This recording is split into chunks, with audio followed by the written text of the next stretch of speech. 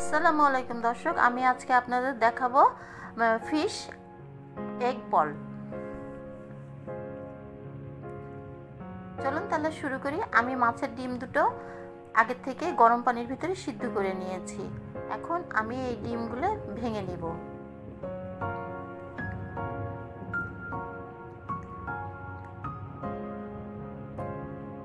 এটা আমি নিয়েছি রুই মাছের ডিম।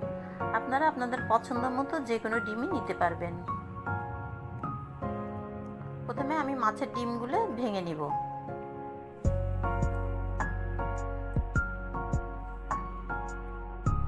মাছের ডিমগুলি আমার ভাঙা হয়ে গেছে। এখন আমি দিয়ে দেব বেরেস্তা। এখানে আমি দুটো পেঁয়াজ বেরেস্তা করে নিয়েছি। হাফ টেবিল চামচ ধনের গুঁড়ো, হাফ টেবিল চামচ জিরার গুঁড়া, হাফ টেবিল চামচ ঝালের গুঁড়া আর হাফ টেবিল চামচ হলুদের গুঁড়ো। এগুলো আমি সবগুলো একসাথে মিক্স করে নেব। সাথে আছে লবণ স্বাদ মতো। আমি এটা খুব ভালো করে মিশিয়ে নেব। এরপরে দিয়ে দিব আমি পেঁয়াজ পাতা। পেঁয়াজ পাতাগুলো খাবার টেস্টটা অনেক বেশি বাড়িয়ে দেয়।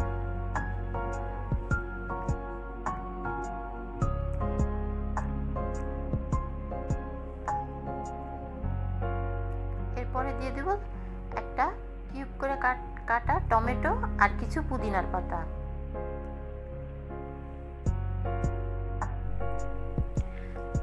আমি সবগুলো উপকরণ দিয়ে খুব ভালো করে মেখে নেব।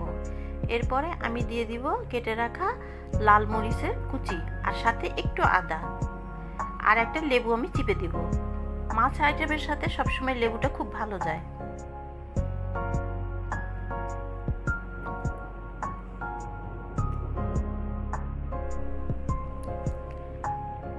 আমি দিয়ে দিব 2 টেবিল চামচ মতো কর্নফ্লাওয়ার। এটা আমার বাইন্ডিং এর জন্য লাগবে।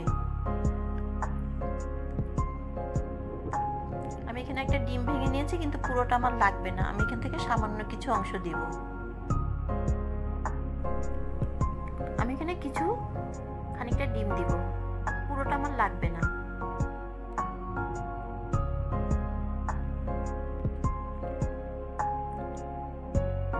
আমার আরেকটু বাইন্ডিং এর দরকার, তাই আমি আরেকটু টেবিল চামচ ময়দা ব্যবহার করেছি। মিশ্রণটি এরকম শক্ত হবে যাতে গোল গোল বলের শেপ দিতে নিয়ে সুবিধা হয়। আমি এখানে একটা প্লেটে আমার ডিমের বাকি অংশ আর আরেকটা বাটিতে আমি 1 টেবিল চামচ কর্নফ্লাওয়ার আর 1 টেবিল চামচ ময়দা নিয়েছি। প্রথমে আমি এটা ডিমের ভিতরে রাখবো, তারপরে একটু কর্নফ্লাওয়ার আর ময়দার মিশ্রণের ভিতরে গড়িয়ে নেব।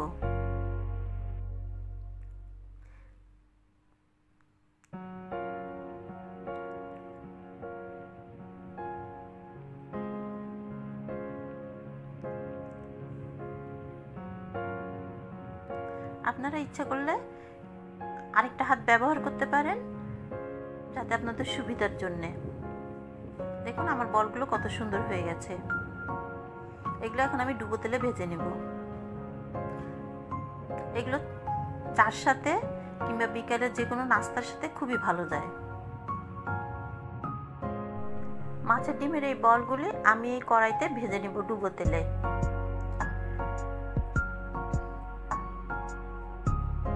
আমার তেলটা একটু গরম হোক, গরম হওয়া পর্যন্ত আমি একটু অপেক্ষা করি।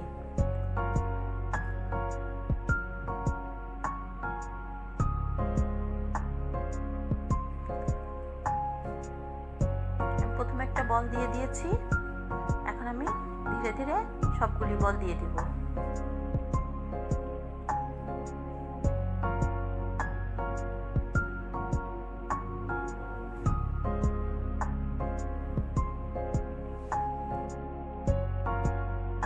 এখন আমি মাছের বলগুলি সুন্দর করে ভেজে নেব। এগুলি লাল লাল করে ভাজতে হবে।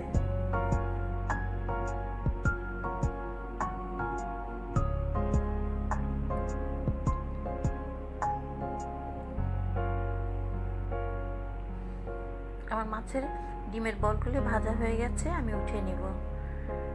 ডেকোরেশনের জন্য আমি একটু চিজ গ্রেট করে দিব।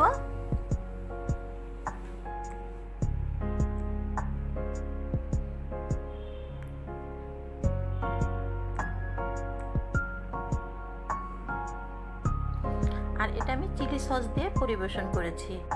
রেসিপিটি ভালো লাগলে একটা লাইক কমেন্ট করতে ভুলবেন না।